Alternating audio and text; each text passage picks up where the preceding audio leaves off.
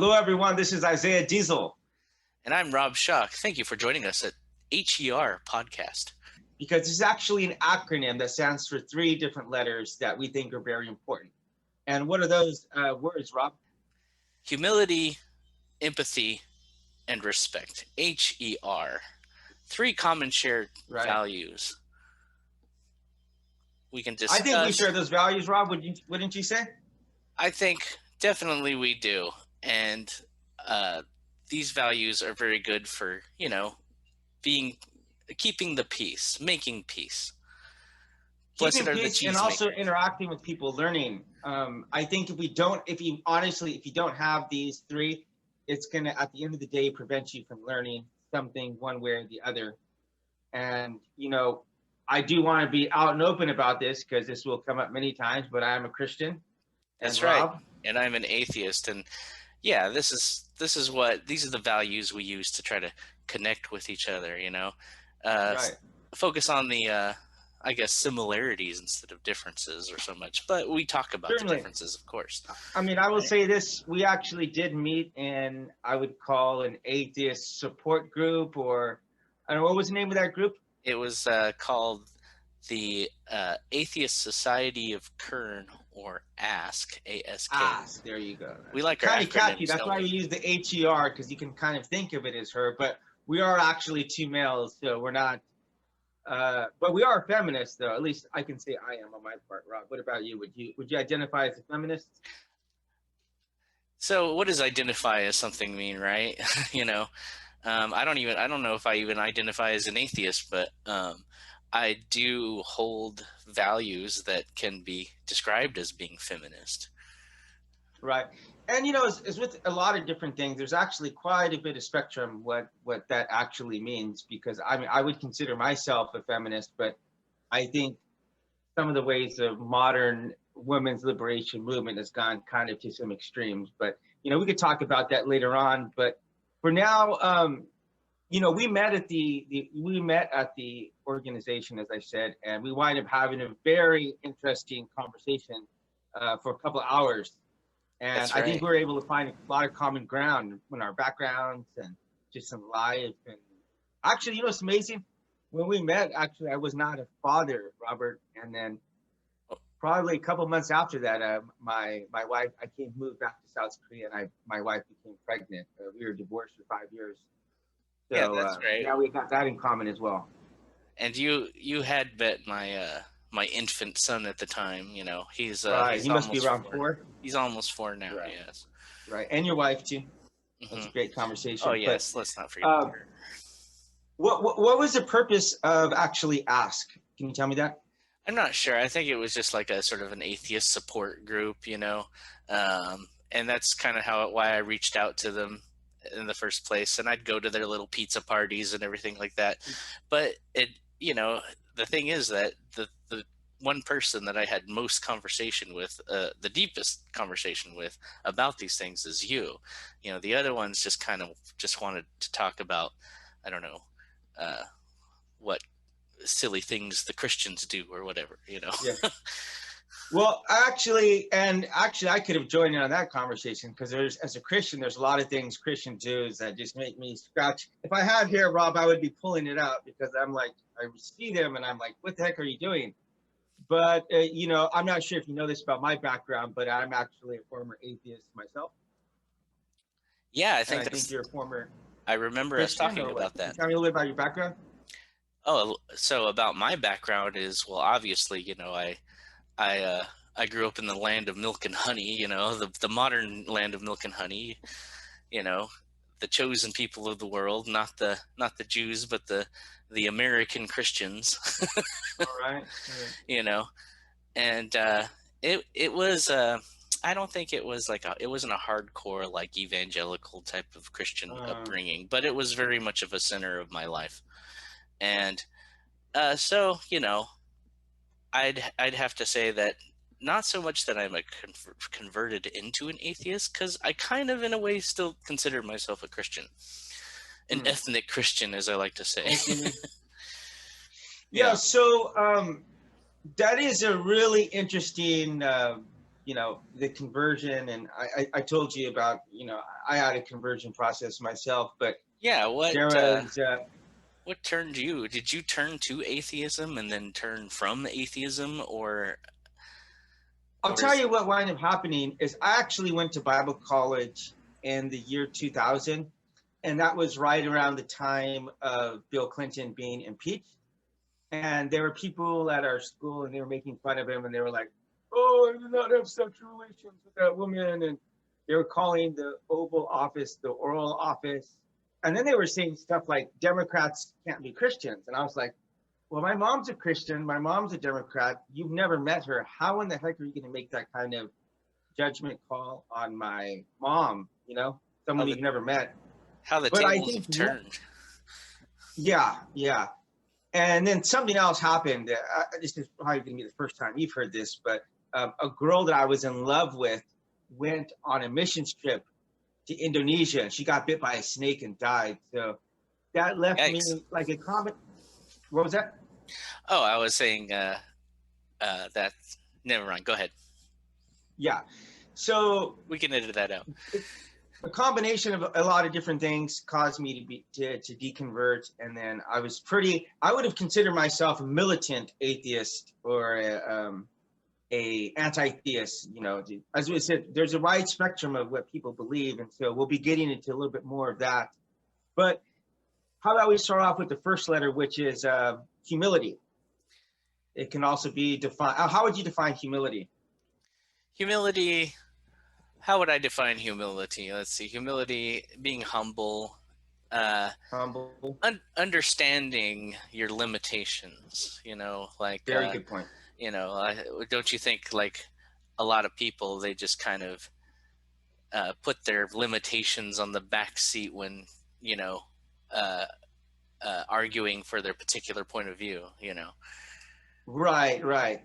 And actually, in a previous conversation, Robert, you were mentioning the Kruger-Dunning effect, and I was wondering if you can explain that a little bit more to me, because I'm not sure if I understood it all. So, but I found it very interesting.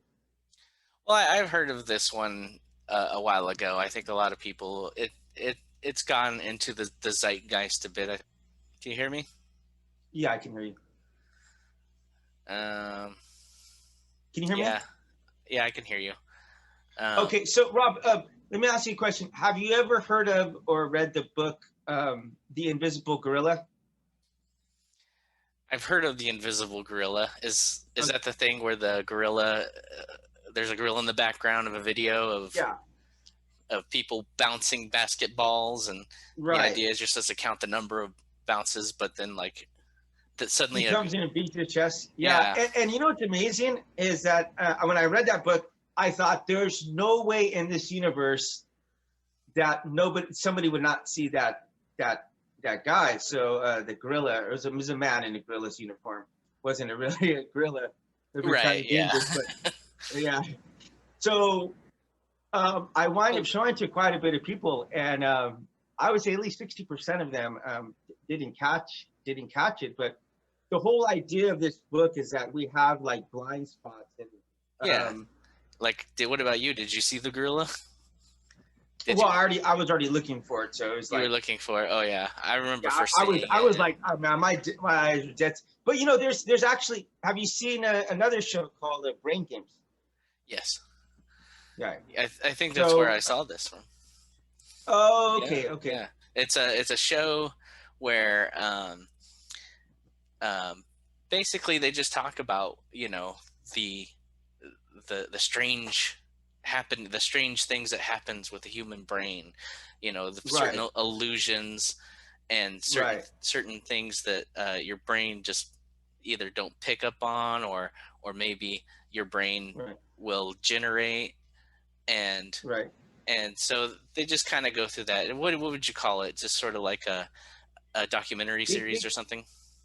Yeah, it's kind of like a documentary, very entertaining though. But I mean, the amazing thing is when they get to the very end, they show you all the times that they messed around with your brain and how many things you didn't pick up. That's right. So there's so many of those things in life that we should have picked up on, that we thought that we picked up on, that are just totally wrong.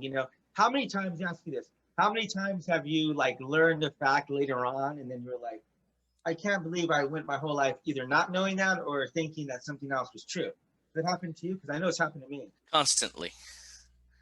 Yeah. It's my hobby to find out what I didn't know before, and Right. and to totally um not like debunk, but to to see what I have wrong, basically. because because that's kind of the fascinating thing that you can learn about yourself, is that there's this old saying that you don't stand in the same river twice. Like you can't stand in the same river twice, and the idea is because, well, the river's always flowing, it's never the same water. Right. you know so it's basically kind of like how everything's in a constant flux, and everything's changing. Like, we're all changing, you're changing, right? Right. Yeah. Right. You're like a whole new person every 7 years. Your whole body's completely made new. Yeah. And but anyway, in that book, there's lots. It's one of the probably the top 5 books I can recommend for anyone, because it really shows us how limited we are, and it talks in there about how there's this, like, the Dunning effect is that Dunning-Kruger. people Dunning-Kruger or Dunning-Kruger. Dunning-Kruger. Butchered that one. So what winds up happening is that people have a certain amount of knowledge, and they tend to overthink how much proficiency they have.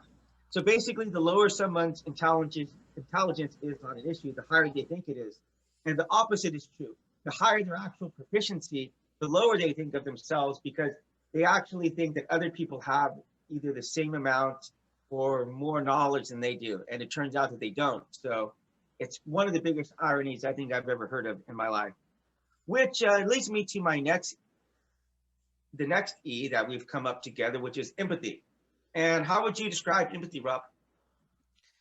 So, all right. So I think when I first learned of the word empathy, it was when I saw, when I was a kid, Star Trek: The Next Generation. And, oh, you were a Trekkie. Yeah, well, I wasn't so much a Trekkie. I just liked that show, I was more of a Star Wars guy.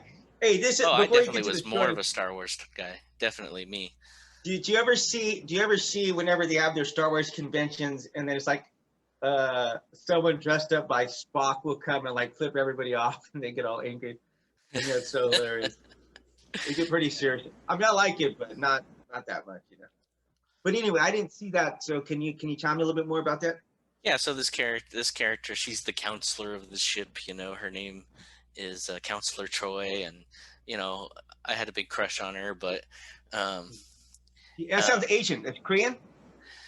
No, actually, she's an alien called a Bajoran. Or was it a Bajoran? No, not a Bajoran. I forgot what her race was called, but Troy is actually a South Korean surname, but that's where actually I live, in South Korea. But I'm sorry, keep going.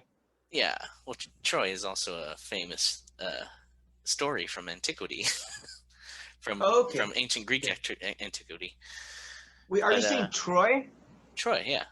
Troy. Oh, okay. Troy. I thought you said Troy. Troy's like no. Troy. Okay. I see. Sorry, continue. Counselor Troy.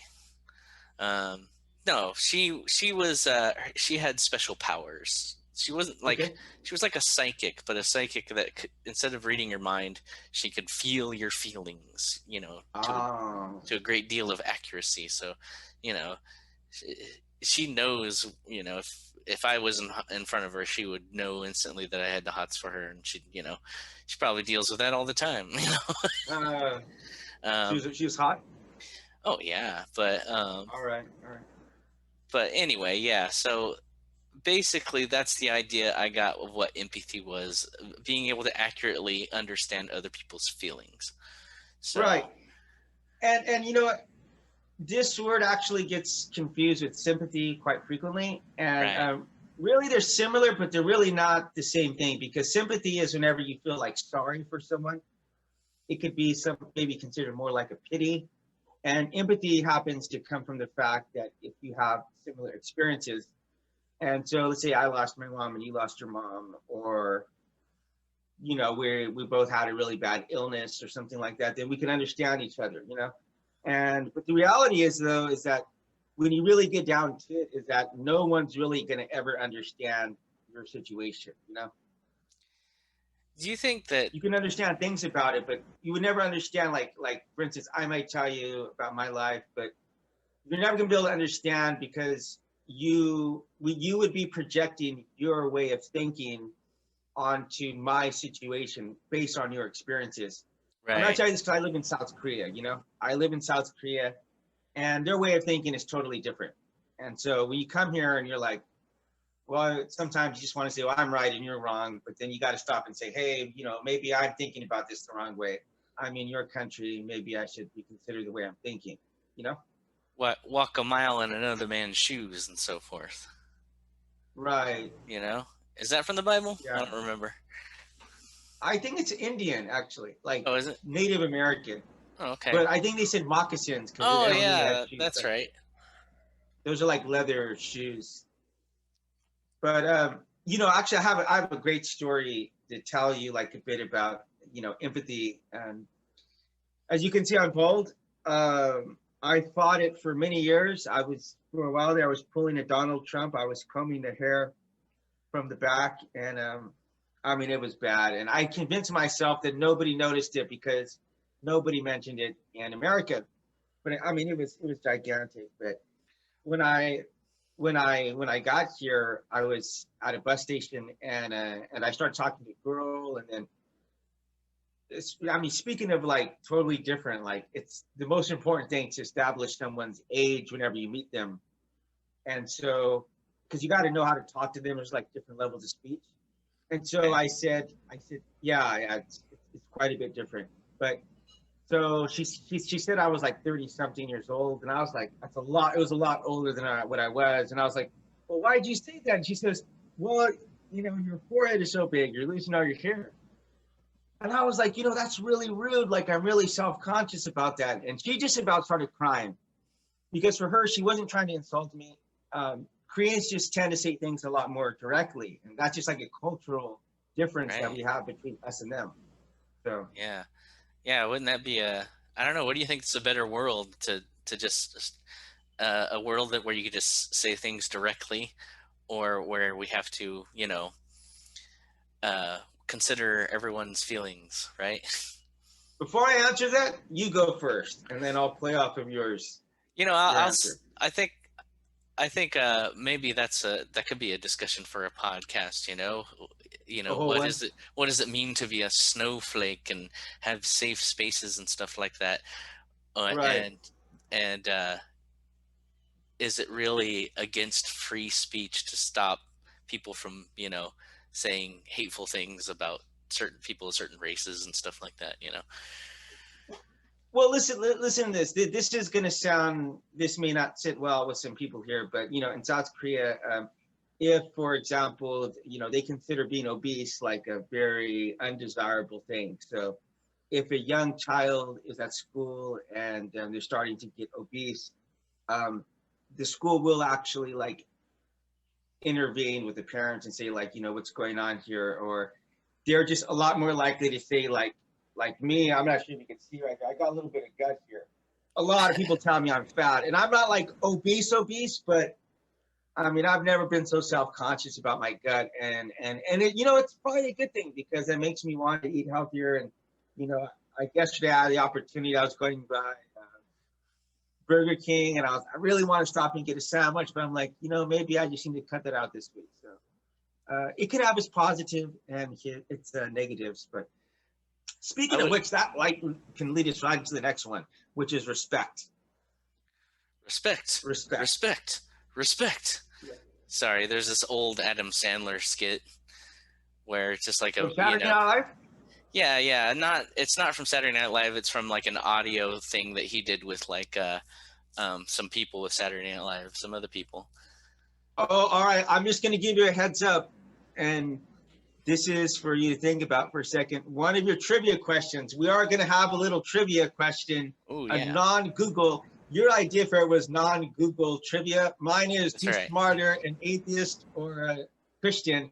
But one of your questions does involve Saturday Night Live, so keep that in the back of your mind. Okay. All right. Sounds good. But anyway, how would you How would you say maybe respect is, missing these days, Rob?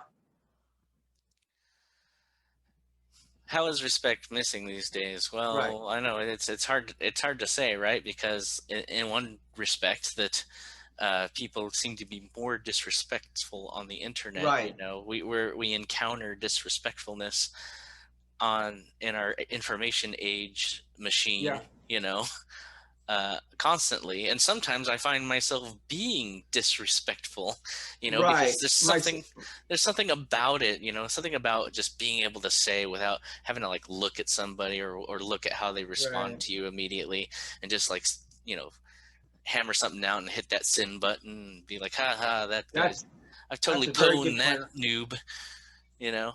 Let me ask you an honest question, because just as we're talking about this is coming to my mind for the first time. But do you think that the disrespect that happens online, do you think that that translates either to your own personal life or to other people's lives?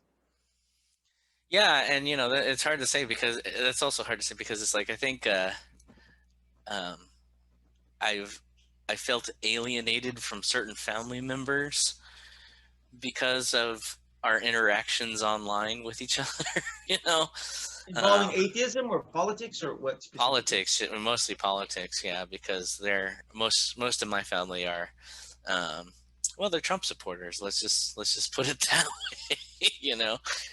And I am not a Trump supporter. They're trumpeters. Yeah. So My friend called him a trumpets the other day. I thought that was the funny trumpets. one. Yeah. hmm I just Well, the you truth know is that you know what I call them? I don't care. Like, I don't care which way you vote. It doesn't matter to me. Like, it's not going to affect me. But the thing is, what really, really, really gets me and tees me off is whenever people are disrespectful about something. Like, I've got in line and someone's made a post and I've said something and they're just like, "Oh, you're an idiot." Like, Right. We okay, I get just stated my opinion. Like, there's no need to. In fact, I've told people this. Like, if you have a plane and you have a right wing and a left wing, and one wing is way up here and the other one is way down here, what's going to happen to that plane, Rob? it's probably going to turn a lot. It's going to turn, or it's going to crash. It's probably going to turn to a mountain or something. Um, or just go in circles. Actually, maybe a better analogy would just go in circles, right? Right. But the point is that both sides are necessary, unless you want to have what we have over here in North Korea, which is just repression and no valuing of opinion. Like, both sides are necessary. So the checks and balances. It's a very good thing to have in our political system. And I think we need these kind of things. Even social media, it is a bad side of it, but is also, you get to truly, genuinely see how other people believe about things, right? Kind of a good thing and a bad thing. I see that there's a lot of blame being put on the internet, and I think mostly they're right. Because not that the internet is a bad thing, the internet is a good thing, actually. The same I was gonna say, way. you sound like my grandpa, Rob. Do I sound like? Well, maybe I am your Like, oh, grandpa. I Who knows? remember back whenever I had to walk we didn't have all these fancy gadgets. But what I'm No, really I'm just saying is I'm pro internet, actually, though. I okay. mean, because I think that the things that are happening are sort of growing pains in a way, Mm, because we are having more discourse because of the internet. We are having, we're not really having less interaction with each other. We're not, like they say, we're moving into bubbles and we don't see what each other does. And it in a way it's true, and that's happening too, but that's another sort of symptom of the whole growing pains. And it's kind of the way that when the printing press came out and made books more available, it caused lots of social upheaval. And yeah. basically social upheaval is what's happening right now. And yeah, interesting. And Rob, let me ask you, I want to ask you something else. We sat down, honestly, and we had no idea what we believed in one way or the other. In fact, we were forbidden to mention, what they always say is you don't mention politics and religion, right? You don't talk about those things. Not that those aren't interesting topics. Those are actually like two of my favorite topics, but it's just you have the most chance to offend someone, right? So if you take those off the table and say, hey, we're just going to sit down and have a steak and some mashed taters, and we're not going to let politics get involved. And then, we got to know each other, and then you learn those facts afterwards about the person. We'd see that it's not relevant for us to agree on every issue. If people agreed on every issue, life would be so boring. We'd be walking around dressed the same, talking the same, there'd be one style of music, Yeah, I right? I became verbally upset at one of my coworkers recently Why is that? because our discussion about the uh, the the book, the novel Dune, which is Okay. being adapted into a new movie that's coming out soon. Oh, Doom or Dune? Dune, as in a desert dune. Lynch made the first one, right? That's right. Yeah, very I'm a bit of good. a movie buff, dude. That's one I'm point for gonna your nail you trivia. on some movie trivia today, so you better come ready, Rob. That's You better right. come ready. But it kind of like revealed some of his more extreme political points of view, and I got kind of upset about it because I was really, really disappointed in him because I really liked him. But you could agree to disagree, Rob. I mean, Yeah, personally, I one apologized, thing that you did. and That's very I didn't say anything. mature of you. I didn't say anything bad, and I just kind of stormed off in a huff, more like, Well, that's good, man. I've had that happen to me this last year in, I think, April. That same thing happened. I stormed out with a coworker, and I apologized later on, and I brought her a coffee too, so she forgave me. But actually, one quick thing, I want to ask you something. Speaking of the internet and printing and all that stuff, how old are you, Rob? I am 45 years old. So you definitely remember the time whenever we didn't have digital cameras. Yes. I mean, you're probably using Yeah. what, 8mm back whenever you were. Talk No, I'm about just kidding. But grandpa, right?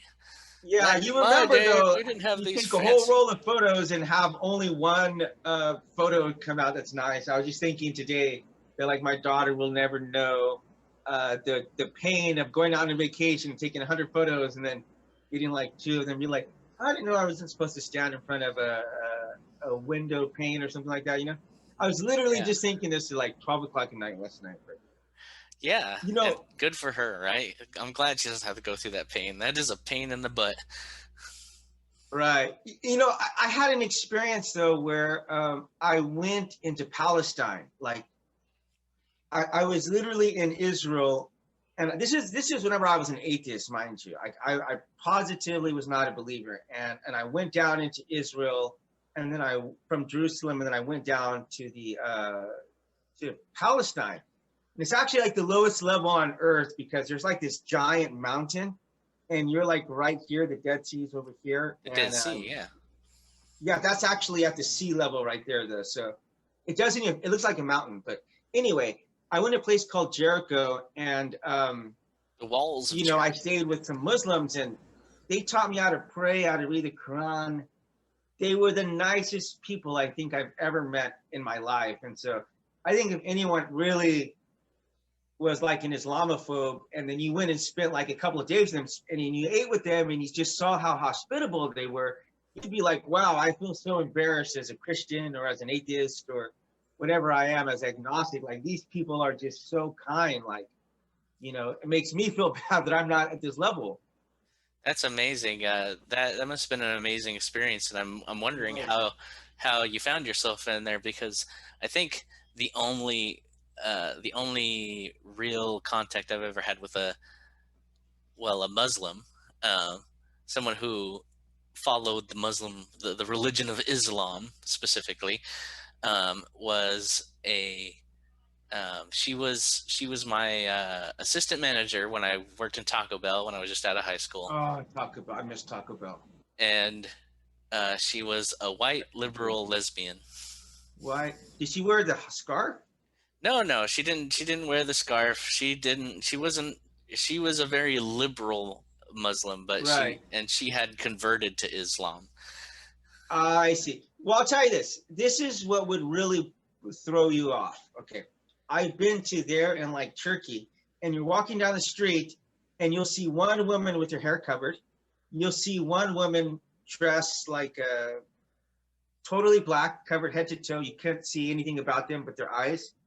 and then you have one woman wearing a miniskirt and in high heels, and you're like, I literally can't believe I'm seeing this right here, because what you see on TV, you see people throwing rocks, man, and throwing rocks with bombing people, but I swear, man, I've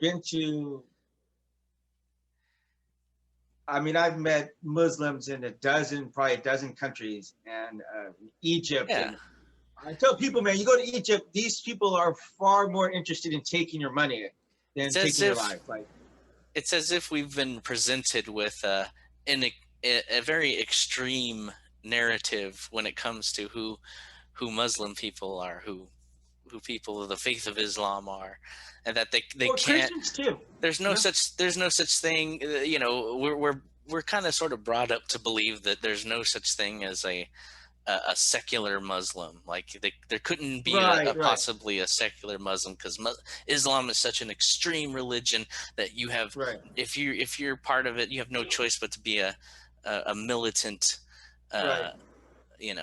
one of the an extreme right wing militant Muslim.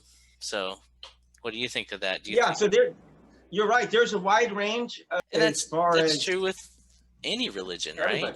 Yeah, everybody. And even like, take for example right now the cops, like, okay, there are some bad cops, like that just goes without question, but like 99% of the cops, you get pulled over and you show respect, you don't use profanity, you don't raise your voice.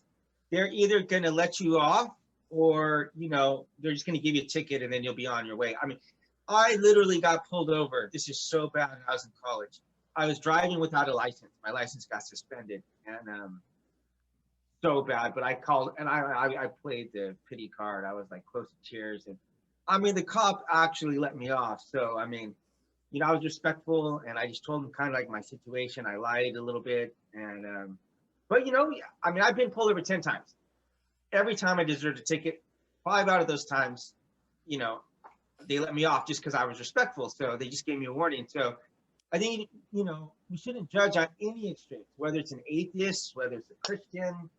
We know that there's some bad Catholic priests. We know that.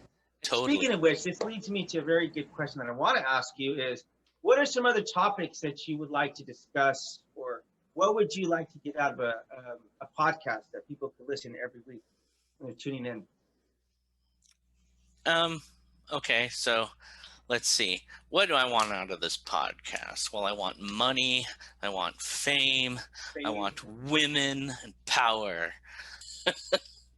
But anyway, no, seriously, I think I would like to, engage. I think engagement and expression. I'd like people to hear what I have to say, and heck, I'd like to hear what other people have to say. And I think this is a good mode of discussion and discourse. I'll tell you what's interesting is, if you think of, I was just thinking about this the other day, Rob, that if you have like a baby with someone, you never really know what it's, how it's going to turn out. Like, it's going to be a little bit of you. Like my daughter's age, so she kind of has some mixed features, and but I was thinking, it's like, this is the baby that we have together. We're both putting in 50%, and we have the opportunity to show people, hey, look, you can disagree with someone. Like, I can guarantee politically there's going to be lots of stuff that we disagree with. And even stuff that maybe we do agree with, we might have vastly different reasons and motivations for that.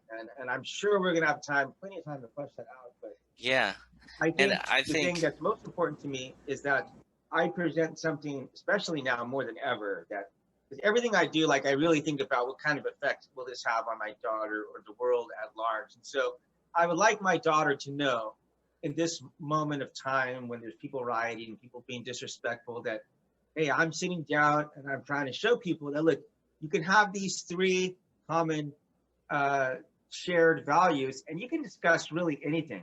I think if you have the humility to say, look, I don't understand everything, I'm still learning, let's learn together. 2, I want to try to understand you.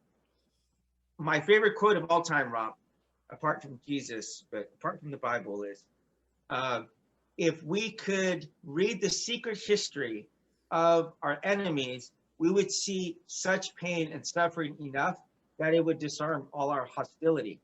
So I think when we try to see someone for another us, and this is what Jesus said, right? I think Jesus said that was so revolutionary. He said, someone asked him, what's the most important commandment? And he said, you could sum up all of society, all the laws just in one thing. And that's to love the other person is the same way that you love yourself. And so I think all the problems happen in one way or another in society or around the world is whenever people see themselves as above others and they don't see them as having the same value as themselves. What do you think about that? I think that we'll have a beautiful baby, and I think that these are good values to have to rear an excellent child. You I hope know, we get your hair, Rob, because I have none. oh, my hair is a disaster. You should see it from here. It looks well, good. you got a headset on. It looks good from the front, but in the back here. Oh my, Rob, you need to get a yarmulke or something, Rob, or walk around with a headset all day. I like to wear a hat a lot. or I'm just gonna I'm seeing someone else in your feet. Maybe you could convert to like one of those old friars and shave that part off. Like Friar Tuck from Robin Hood, you know. Robin Hood. Yeah. Yeah. So, and then just one last thing, before we go, you'd have to convert back to Christianity for that. So hopefully, maybe I might be able to convert you back. Maybe you might convert me to the dark side. Maybe, maybe we'll get some new ideas along the way. So, or maybe at the end of the day, really, I think personally, if I can examine my positions from a different side, like if I had someone to agree with me 100% of the time, I wouldn't have to flesh out what I believe, Yeah. Or if someone's disagreeing with me and it's going to force me to think about my positions more, and it's going to force me to see things from another perspective. Yeah, you have to understand what other people's contexts are, because right. When you get in the bubble, you have things presented in a certain context that may not necessarily be the right one. So I think that's what we need to do is we need to recontextualize each other, sort of as human beings and as fellow equal people, who all are just trying to do our best in life. Right. Well, I definitely look forward to it, and I look forward to sharing more about my faith, sharing more about your story. And, I am a Christian, but it's not like I want to beat you to death with the Bible. I will talk about my own experiences and about some scriptures that have really strongly impacted my life. But, I'm definitely open to hear from you, and I look forward to it. So I think it's about that time, though, Robert. I think it's about the time, Rob. Question number 1. Which year did the blockbuster Ghostbusters get released? What year? You expect me You expect me to know that? I knew it. It was such a big movie for me growing up. All right. And you're older than me. So, I was only 2 years old when this came up, and I still know it. Oh, I kind of just gave it away if you know how old I am. I don't remember how old you are, but I'm going to say 1987. All right, you missed it by 3 years. Okay. Oh. 84. I was 2 years old. If you would have known that I was 38 years old, you would have got it. Okay. So that's 0 for 1, Rob. Ready for number 2? All right, number 2. What is the name of the French female scientist who discovered radiation? Her name was. Okay, I know the answer to this. I want you to get this, Rob. I'm not trying to prove I'm smarter than you. I want you to get this. I know she discovered radium. She worked with her husband. I know this because I watch a lot of Big Bang. Poisoning. So that's kind of one of the reasons I love Big Bang. Big Bang Theory is like my favorite show. Is it? Okay, well that's something to know. Her name was Cobra Kai is actually my favorite one, but it's been out for 2 years now. I'm waiting for this in January. You seen Cobra Kai? I've heard Maybe I'm trying good to things distract you about it. right now. I've heard. All Good, right, Rob, you got 3 seconds. Come on, you got 3 seconds. Curie, Marie Curie. Okay, I'm gonna give you that. It's Mary Curie. Okay, Marie Mary, Curie. Okay, Mary. that's good. That's good. Good. All right. Now this is gonna test your sports acumen. Okay. All right. Who is the all-time leader in points in the NBA? And it's not Michael Jordan. Just so you know, it's not Michael Jordan. Okay. All-time leader in points. Then it must be.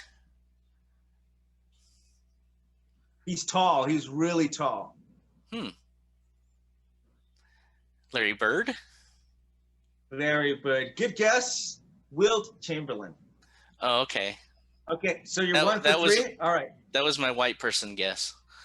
All right. It's like Larry I was Bird. going to say, I was very close. I was this close to saying he's African American, but all right. So that's a little hint I gave you. All right, here we go. This is one of my all-time favorite books. But who wrote the 1951 novel Moby Dick? Oh, that's Herman Melville. All right. 2 for 2. All right, here's the Saturday Night Live one. Saturday Night Live. All right. Okay. Which Saturday Night Live member released a 1985 album titled How Could It Be? The lead single was called Party All the Time and was written and produced by funk legend Rick James. Well, that would be none other than Eddie Murphy. All right. Congratulations. 3 out of 5, Rob. That was very good. That's Okay. Very impressive. All right, let's see if I can do any better. I'm afraid mine aren't as fun as yours. All right, let's see it. Mine's a lot nerdier. Okay, let's go. Okay, let's see. Oh, my heart beats is going very fast, Rob. Okay, so, yeah, these are super nerdy questions. I'm really sorry about this. Let's hear it. Okay, so he was a founding father, and he's credited for confirming that lightning is made of electricity. Who is this person? Benjamin Franklin. That's correct. All right. I felt like I think he did like the kite in the key or something like that. Yes. All right. Exactly. I thought you were going to say he signed the last one, and that would have been John Hancock. That's how you get the expression. Yeah. You're Hancock. Okay. Question number 2. 1 for 1. Trying to. Okay, so. Do not go for the movie. Just to give you a reference. Do not hit me with movies because you're gonna fail with that one. So. Okay, I'm a movie buff. I have no movie questions for you. Okay. Okay. So the philosopher Rene Descartes, he made famous the Latin phrase "cogito ergo sum." What does that typically translate into?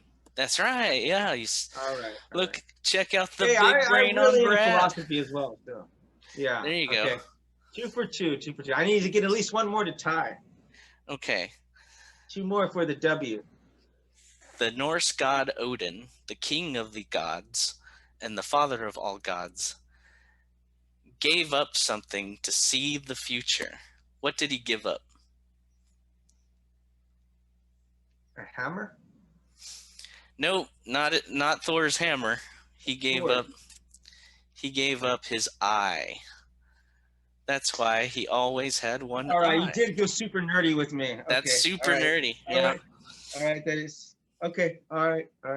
Okay, how many is that? I thought you were going to say who was his son, and I was like, that's Thor. That's Thor, yeah. Who doesn't know that? All right. Next one.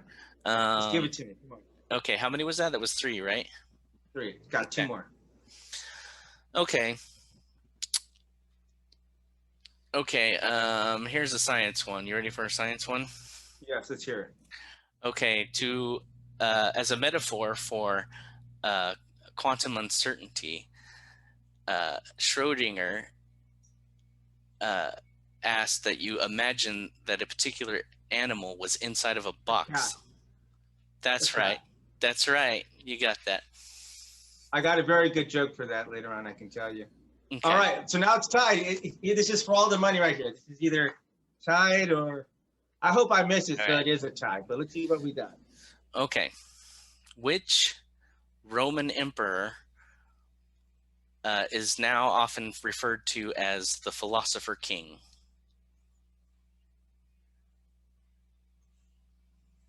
Marcus Aurelius? That's right. Oh, gosh. That Oh, was a little bit of a guess, but yeah.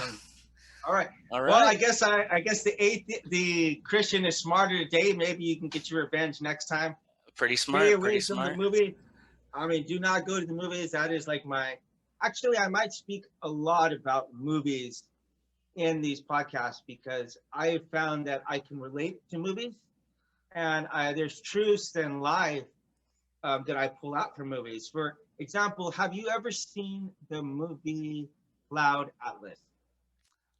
I have seen it once. It's been a long time though, so I Top five movies of all time for me. you know, But I just speaking remember about how Tom Hanks. There was a character. There was a timeline where they had this weird way of speaking, and this ooga booga guy kept coming out. You know. the new, the Yeah. true, The choo-choo. You speak the choo-choo. yeah. Well, the series right before that involved Korea. Actually, it was like Korea, like 100 years in the future. I remember And that. one of the girls in there is like a cyborg robot, and she says one thing that They're like really slave helped me. robots, right? Are What they was like? that? Are they like? They're like slave robots. But Yeah. I guess I'm not a nerd, but I think I would say she technically can't be a cyborg because cyborgs have to be part human. Yeah. To get really nerdy about it, I think she was more like a. I think she was more like a super advanced robot, like a Right. Data from Star Trek again. Okay, there you go. Well, anyway, she says to truly know yourself is to see yourself from the perspective of others. Because everybody is biased about themselves, you know? Yes. Everybody has a bias. And Dale Carnegie, you ever read the book, probably my favorite book of all time, that in 1984? I would love to have a whole topic on 1984 alone. You read Dale that book? Carnegie, 1984. No, no, Dale Carnegie. Trivia, bonus point. Who wrote 1984? That's Orwell. Okay, Orwell. Orwell. Yeah. But no, but this book. So she says that, but in the book, How to Win Friends and Influence People, he says that everybody is concerned like about themselves primarily. Mhm. He says like people are more interested in a sore on their neck than they are a famine in Africa. Mhm. You know, so when you understand that we're all like the center of our own universes, then we can respect people and understand that, hey, these people have feelings just like me. Trump supporters, Trump himself has his whole range of reasons why he behaves the way that he does. You know, if you were to dissect his parents and the upbringing, you would understand everything about him, you know? And so I'm not saying you have to agree with what he does, agree with what he says, but at the end of the day, understand we're all fractured human beings, you know? The Bible talks about it, the fall. It talks about how sin reduces us how we could be, whether it's being lied to, whether it's being stolen from, whether it's being, you know, abused by your other people's words. We're all being reduced from like this perfect image that we could have been, and it just progressively gets worse. So I think when we understand that, we can have a little bit of patience and empathy and understanding and respect for each other. Right. So you're saying that understanding how we bring each other down, or how we can lift each other up, you know. But I don't know how would we do that? Like there's this whole thing, I think, in philosophy. It's known as the problem of solipsism. Basically, it's like the problem of other minds. Basically, it's like, how can you tell? How do you really know that anyone else has a mind except you? You know. Right. Yeah. That Because, is an interesting. Yeah. It kind of sounds like narcissism, actually. Right. Well, Kind of sounds like the foundation of it's sort of narcissism. like it's sort of like a, sort of a narcissism might be a symptom of it, but it's more like it's more like a question about, do we really consider other people to have other minds, or are we just reacting? Are we just implanting our own minds into them? Right. As if Well, as if as you were we're mentioning Descartes, Descartes had the whole "I think, therefore I am." That whole topic is fascinating right there. I mean, I think I would love to have a topic just on philosophy, what it means to exist, and on. because that will definitely lead into God and how do things exist in the first place? How do we know anything exists? How do I Right. know you exist? How do I know I exist? How do I know the universe exists?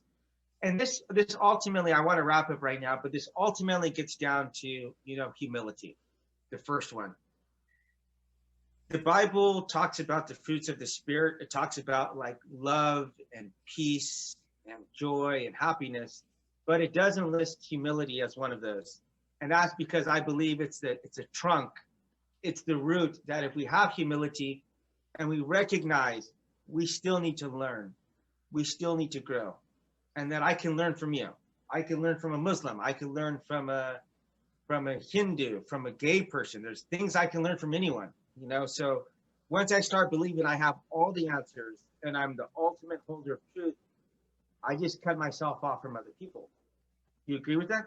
Yeah, the world is always more complicated than you think it is. And I mean, some things are easier than you think it is, but when it comes to really, uh, being like, saying, I understand how things are, it's easy, it's tempting to try to find, to make assumptions about, easy answers, and Right. and to just think that's the answer, that of course it is, and never exploring any further than that. So Well, Rob, we hit the foundation today. I think what we could do later on is take one whole podcast session and do each individual one. I think we could flesh out a lot of truths in there. There's lots of other topics as far as religion, politics. I think the political issue might be the next one I'm most interested in talking about because it's so relevant right now. And of course, religion influences that. So I think that might be the next topic that everyone can look forward to seeing. sounds good to me. All right. Well, we Thank you. enjoy having you today, and we want to thank you for listening. We hope to hear you back again, and Thank you for listening. thank you for listening. All right.